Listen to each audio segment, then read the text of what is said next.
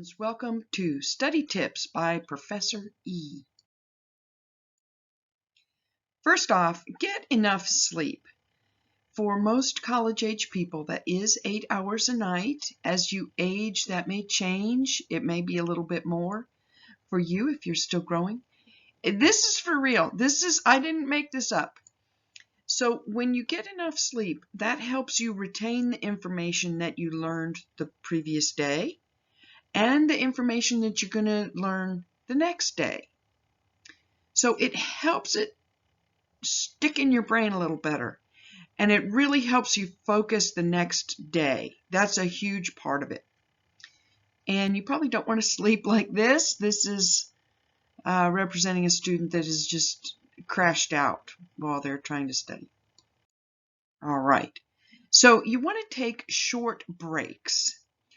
Once you've been studying, a half hour to 45 minutes, you want to take a break. That break should be something of light activity. It should not be running a marathon. It should not be getting into an argument with your sibling.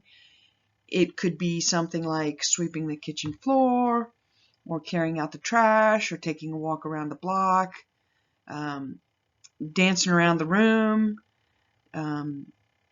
going outside, walking around, anything that's light activity. You're looking for light activity. You're not looking for your weight training exercise at that point. Don't sit and look at your phone. Your study break should not be something sedentary where you're just sitting there or you're just texting your friends. You want to get up and move around. You could have a light snack. You could have a cup of coffee. But don't just sit there. Get up and do something different. You definitely don't want to go more than 45 minutes of study. After that, we're not taking any new information. If you're losing focus in less than 45 minutes, then go ahead and take a break. So you'll notice when you lose focus.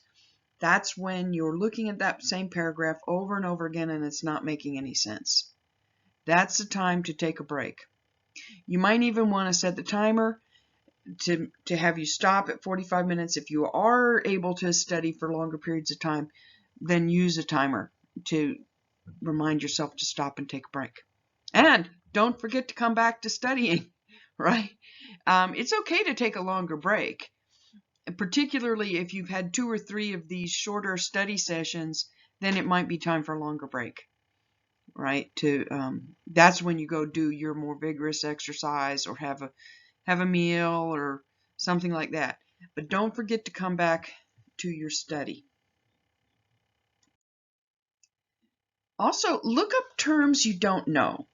You may have had instructors in the past that tell you to figure out the meaning of a word based on the context in which it's used. I do not recommend that, particularly in science, because we use some words differently, right? We can use some words differently in science and medicine than we do in everyday language.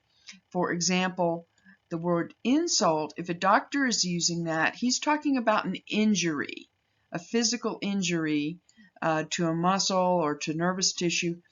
He's not saying that someone came in and called you bad words, right? That's different. All right.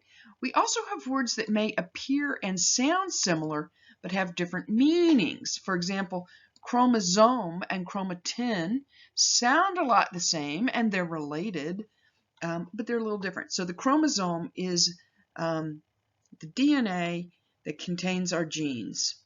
And the chromatin means chromosome plus the proteins that are wrapped around it.